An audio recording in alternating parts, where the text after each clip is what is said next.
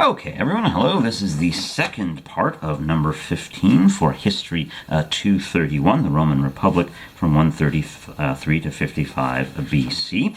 And we left off last time with our friends the Gracchus getting themselves killed in riots. As I said, the Romans really knew how to riot, and now the Romans have not solved their problem. They're in the same fix they were before, so they've got to try and work this out. So the state is increasingly in turmoil. And what do you do when the state becomes more and more in turmoil?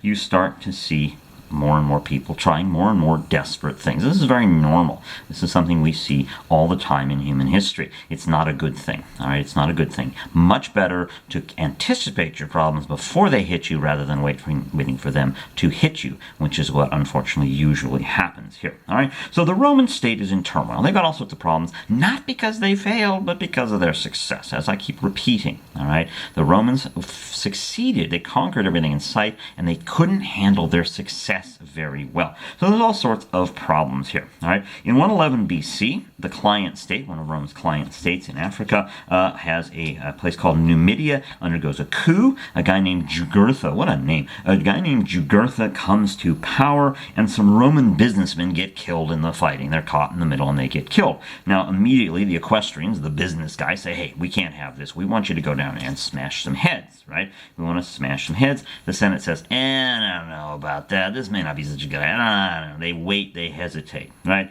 Well, the equestrians are really pissed off, and so eventually in 110 BC, they finally get the Roman state to declare war, and off they go. And guess what? It doesn't go so well. They're unable to just go down and smash the heck out of everybody. Remember, one of the amazing things about the Romans is they actually lost more battles than they won. They would just win the wars. It's one thing to win battles. It's another thing to win wars. So things go badly at first, until finally the equestrians say, "Okay, you guys don't know what you're doing. This is terrible. This is a mess. We're going to put forward our own guy." Sound familiar? This is what we see periodically in American politics, right? The old guard, the old system doesn't seem to be working, so people say we want somebody new. Donald Trump is one of those somebody news, but he's not the first one. Andrew Jackson was another one. These guys come from kind of outside the old system. So these guys put forward their own guy, a guy named Gaius Marius. And Gaius Marius gets himself a star. He's just under the name Marius on the PDF. He's a 50-year-old guy, all right, which may sound old to you, but to me is a young guy, but that's because I'm old. Anyway, he has a solid record of public service. He's a solid sort of guy. He gets the command of the armies in Africa, and he goes down and wins the war. Smash. Brings Jugurtha back in chains. He has his triumphant march. Yay, hooray, hurrah. You'll remember those triumphant marches that they would have. And then, of course, things start getting a problem in the north, because when you've got a big empire, or a big kingdom in this case, or a big republic, they start having problems in the north. A couple of German tribes start making trouble. The Roman armies go up to fight them, and they start losing those battles too. It got so bad that Italy was actually open to invasion, and it's only because these Germans said, we don't want to go down there, that they didn't actually get invaded. So what are you going to do? You pull Marius out, and you say, "Hey, Marius, you need to have another consulship, and then you need to go smash some heads." And okay, he does. Then he gets 4 more consulships in a row. Now, consuls, remember, were the head of the Roman state, of the Roman Republic. But here's the deal. According to the rules, you only have consulship for 1 year. You have to step down for a year before you can have another one. They give him 4 in a row. Is this a problem? This is a serious problem. When anybody stops following their own rules, the rules become nothing but a piece of paper. You may not like Donald Trump, you may not like the way things are going in the United States right now, but if you just say we're going to throw the Constitution out the door, then we're really in trouble. And this is what the Romans are starting to do. They're starting to ignore their own rules. And it may make sense in the short term, it may be expedient in the short term, but you start looking at the long term and it never ever goes well. If you don't like the rules, you change the rules. You'd never just ignore the rules of your constitution, of your system. The Romans are starting to do that. If we start to do that in America, this country is in really serious, serious trouble. Okay? So we don't want that to happen here, because it happened there. And as we'll see, it did not end well for the Romans. So Marius, of course, goes in, and guess what? He smashes all sorts of the enemies. He defeats the Germans in 2 big battles. Yay, hooray, hurrah. And then, yay, hooray, hurrah. But he has a problem. In order to do this, in order to win these battles, in order to stop this German invasion that the Romans were having to deal with, he had to do something else. He had to get troops, recruit troops for the army, and the troops he recruited did not come from people who owned their own farms. They didn't have their own land, which means that once the war is over, they got nowhere to go. They've got nowhere to go. So what are you going to do? What are you going to do with all of these veterans? You got to take care of your veterans. I keep saying it. It's true. You got to take care of your veterans. So what are they going to do? Well, Marius is unable to solve this problem. He winds up in exile. He winds up in exile, and now you've got more unhappy veterans. And where are they going to go? They're going to go to Rome. Okay, they're going to go to Rome, and they're going to become more and more of basically an urban mob. Now, right about the same time this happens, something else happens. It's called the Social War. Remember, Rome had this system of alliances. That was the reason they were so successful at conquest and war and so forth. And those allies are saying, hey guys, listen, we've been contributing a lot. We helped you beat Hannibal. We've helped you fight all these wars. We've helped you conquer all this territory. We want something in return. And what we want is really very simple. We want citizenship. We want citizenship. We've given you a lot. We want citizenship.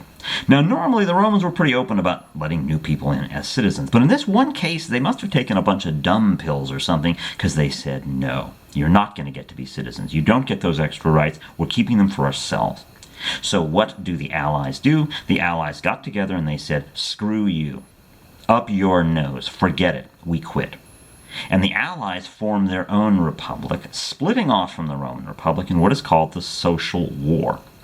And the problem is these allies have got the same system the Romans do of raising basically unlimited numbers of troops. So the Romans aren't going to win the way they usually do. And so now they have to fight a war with their own allies. And the whole point of the war was they were being stupid. Now, fortunately for the Romans, after the war goes on for a while, they figure this out. And they say, okay, you know what? Fine. You're right, we were wrong, we apologize, and they give these guys citizenship. The war ends instantly, all right? And this is a valuable lesson for all of us. When you make mistakes, and we all make mistakes, we all do dumb things, we all take our dumb pills once in a while. When you make a mistake, when you screw up, the smartest thing you can do is say, hey, I screwed up, I'm really sorry, and try to fix it. If you say, no, I can't be wrong, I can't make mistakes, I'm never wrong, you're just going to compound the problem. What the Romans learned from this was, hey, admit you screwed up and make it right. And this is what they did. And the Social War ends instantly once they do that, and now they've got a whole bunch of new citizens. All right? They've got a whole bunch of new citizens. Does this solve the problems? Well, it solves that problem. But they've got plenty more problems. And the problems, again, problems of success. So what are you going to do now? Well, far off to the east, there's a guy named Mithridates of Pontus. And Mithridates of Pontus is watching the Roman state expand, and he's very bothered by this. And so he says, okay, this is not good. We've got to do something about this. And what he does is really kind of nasty and really kind of clever, all right? What he does is he says, hey, listen, I'm going to invade while the Romans are fighting with their allies in the Social War. All right, and this is what I'm going to do. So he invites attacks there, all right, and as a result, they say, okay, we've got to stop this guy because he did something else that really, really upset the Romans, and it was not a nice thing he did. He says, hey, listen, all the Romans living in all these places further to the east in what they call the province of Asia, he says, here's what we need to do. All those Romans are bad guys, so why don't we kill them all? Every single Roman we get our hands on, we'll just kill them all. And very quickly they did. We are told that some 80,000 Roman citizens were massacred by basically unhappy Greeks and other people in the east. And this is started by our friend Mithridates. What do you do now? Well, they elect a new consul, a guy named Lucius Cornelius Sulla. And Sulla gets a star, as you can see. And Sulla is, how do I put this nicely, a really nasty guy. Okay, he's a really nasty guy, all right?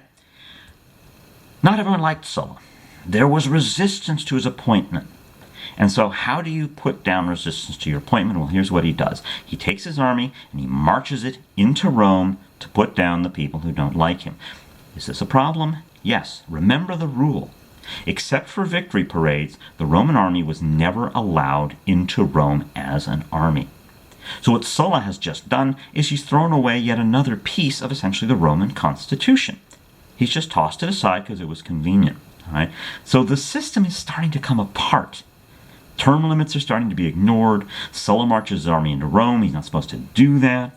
But he does crush his enemies, and so yay, hooray, hurrah for him. And off he goes. He goes off to Asia, and he is a really good military leader, so he smashes the heck out of the folks over there. All right, he smashes the folks over there, and while he's away, the people back in Rome say, yeah, I don't think this guy's so good. He broke the rules. We don't like this guy. So they say, okay, we're going to declare him an outlaw. He's a bad guy. That's the end of that, right? Well, let me give you some advice. If you're ever going to be declared an outlaw, it's really helpful to have an army if you're an outlaw, because then you don't have to take that kind of guff. And so he's got his army. And he comes back to Italy, and he starts a civil war. He draws up a list of between 2,000 and 5,000 equestrians and senators, and he says, anyone who kills any of these people on this list gets a reward. Now this is bad, okay? When you start drawing up death lists of your political opponents, and people start acting on it,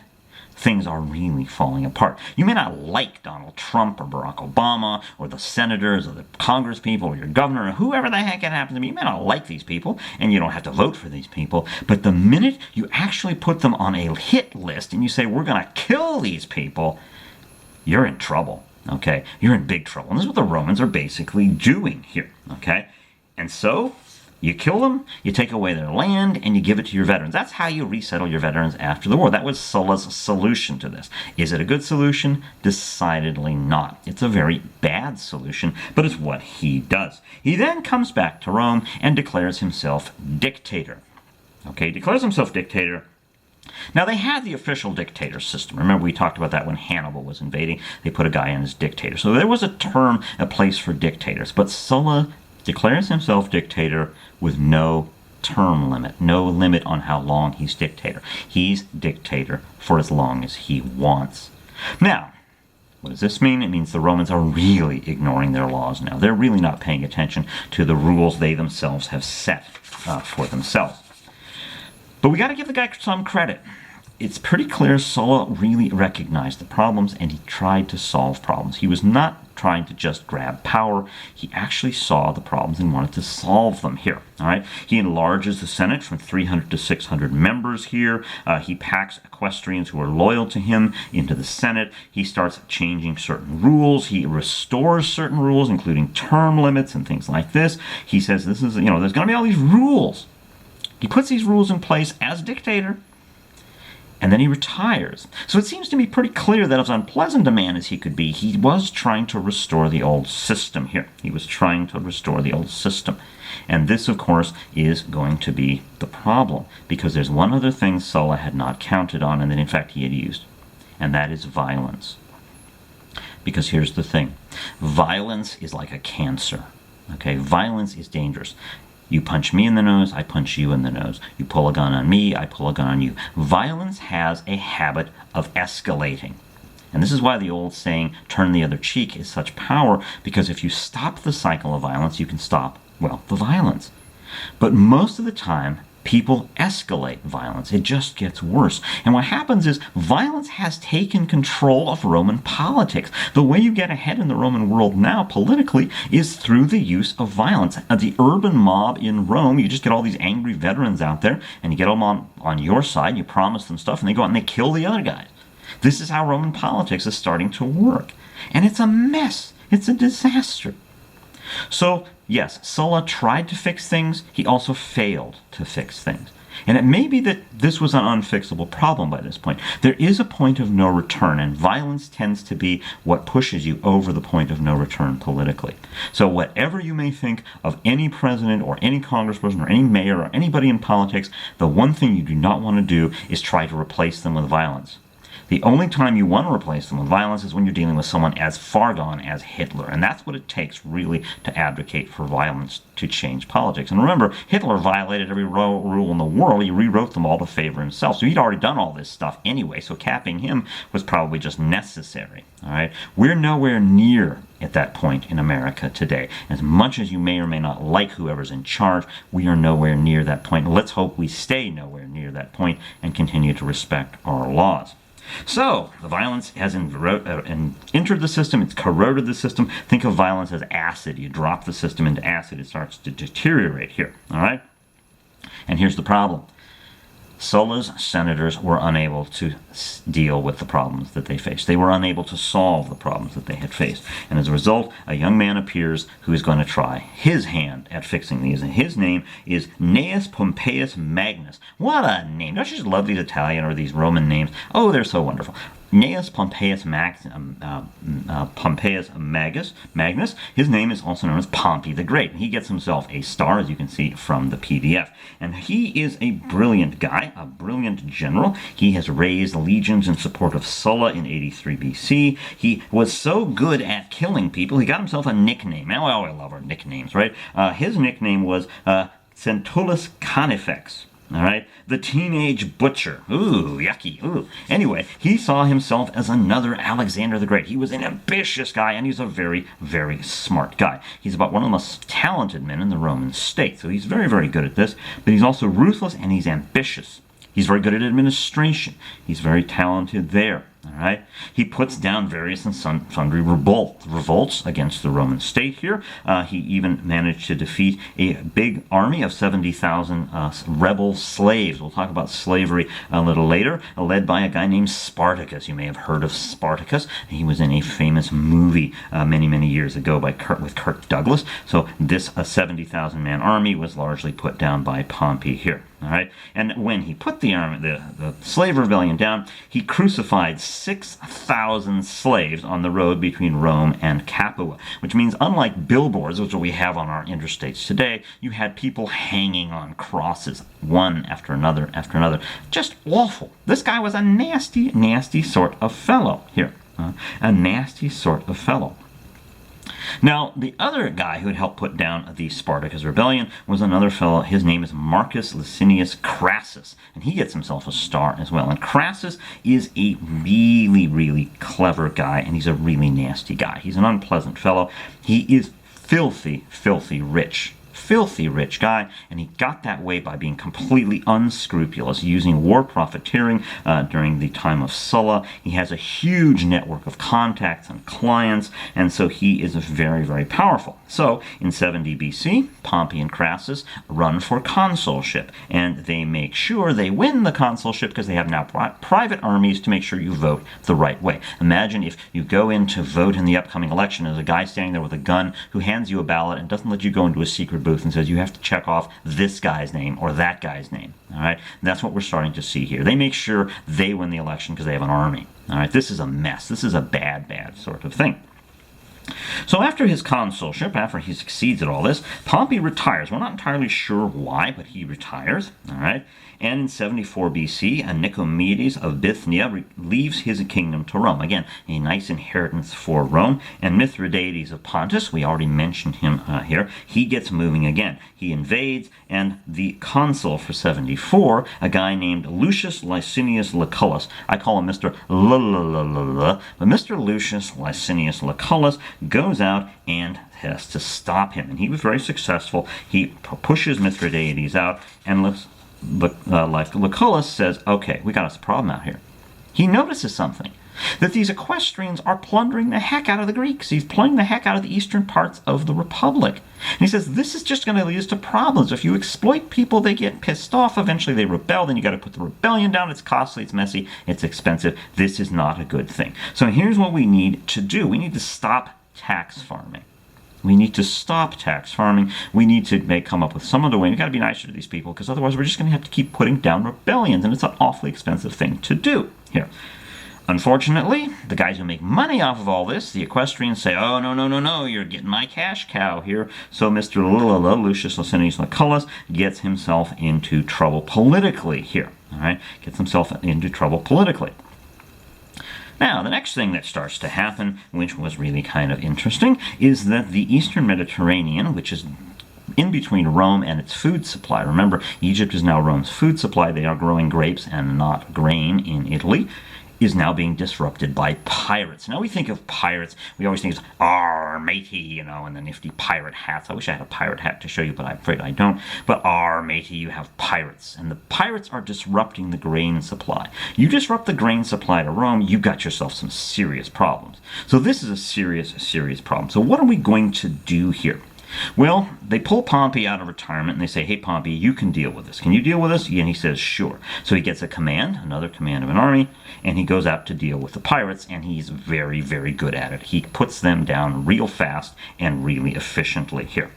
And then he says, "Okay, I guess I better deal with Mithridates too." So he goes after Mithridates, all right, and he moves east. He drives Mithridates north and makes Armenia into a client state of Rome. Armenia, of course, is in country today, but it was a client state of Rome here. He then conquers Syria, all right, eliminates the last little bits of the Seleucid Empire, which, of course, had been Alexander's generals had started that one. And then he takes over Jerusalem. He gets down into the holy city of Jerusalem, the holy city of the Jews, and he says, "Oh, this is kind of cool." And he goes waltzing into the temple, the sacred holies of holies for our friend YHWH. He goes waltzing in there. This is kind of cool. He just kind of pokes around because, well, he can. He's got an army. The Jews are not pleased with this, needless to say, but this is what he does. He makes Judea into a client kingdom of Rome as well. And after Mithridates commits suicide, he figures, "Oh, good, mission accomplished. Now I can take the East, this entire region, and reorganize it the way I want." And this is what he sets out to do. He creates new provinces, expands old ones. He makes client states out of various places. He secures the East for Rome here. And it's very, very interesting, because when he gets back to Rome, he then says, "Hey, all right, I think we've done enough for now." And he puts a stop to what he is up to. Right? And we will pick up our story in the next lecture when I have a little more video time. So I will see you all in a little while.